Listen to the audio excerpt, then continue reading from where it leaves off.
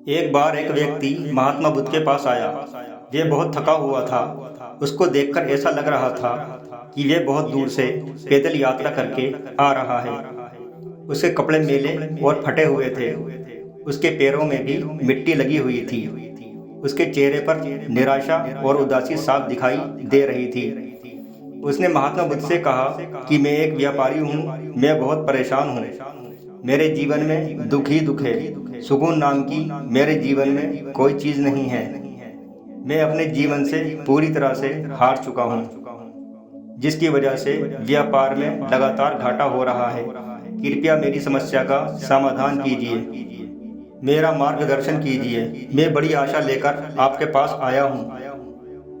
महात्मा बुद्ध उस समय अपने शिष्यों के साथ बैठे हुए उन्हें उपदेश दे रहे थे। महात्मा बुद्ध ने व्यापारी से कहा कि दुखी होने की कोई आवश्यकता नहीं है। तुम्हारे इस दुख का निदान भी तुम्हारे पास ही है।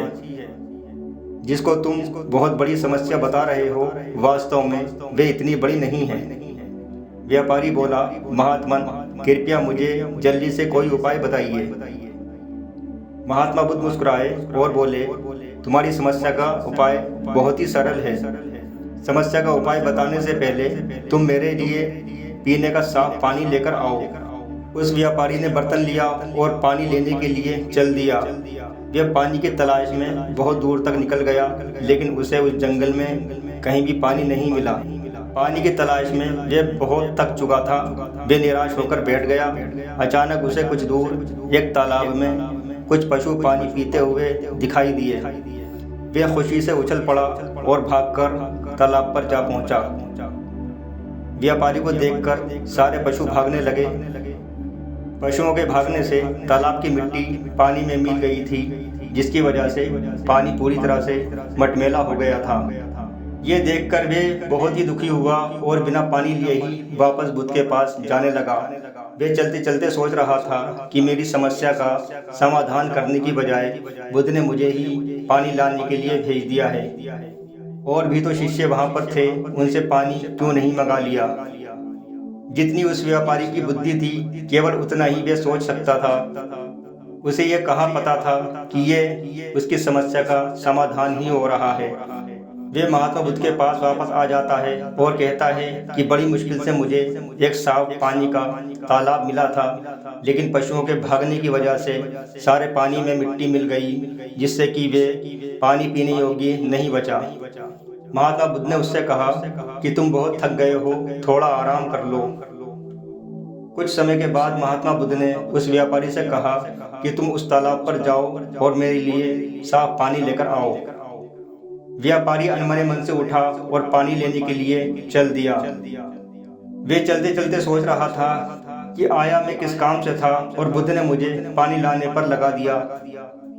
जब वे उस तालाब पर पहुंचा तो देखा पानी बिल्कुल साफ था, सारी मिट्टी नीचे बैठ चुकी थी। ये देखकर वे बहुत खुश हुआ।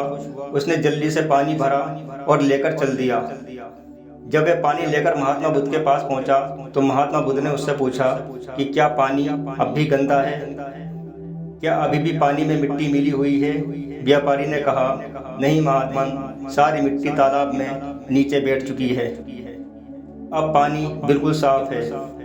बुद्ध ने व्यापारी से कहा कि यही तुम्हारी समस्या का समाधान है। जिस प्रकार से साफ पानी को पशुओं ने गंदा कर दिया था, पूरे तालाब में उथल पुथल मच गई थी, ठीक उसी प्रकार तुम्हारे फालतू विचारों ने तुम्हारे दिमाग को भी गंदा कर दिया है। द्वेष, ईर्ष्या, लोभ जैसे विचारों ने ही तुम्हारे दिमाग में भी उथल मुथल मचा दी है। जिस तरह से तालाब के शांत रहने पर उसकी मिट्टी नीचे बैठ गई है, ठीक उसी तरह से यदि तुम अपने दिमाग को शांत रखते हो तो बुरे और नकारात्मक विचार नीचे बैठ जाएंगे, जिससे कि सकारात्मक विचारों का प्रभाव तुम्हारे मस्तिष्क में बढ़ जाएगा, जिससे कि तुम्हारा जीवन शांति में हो जाएगा।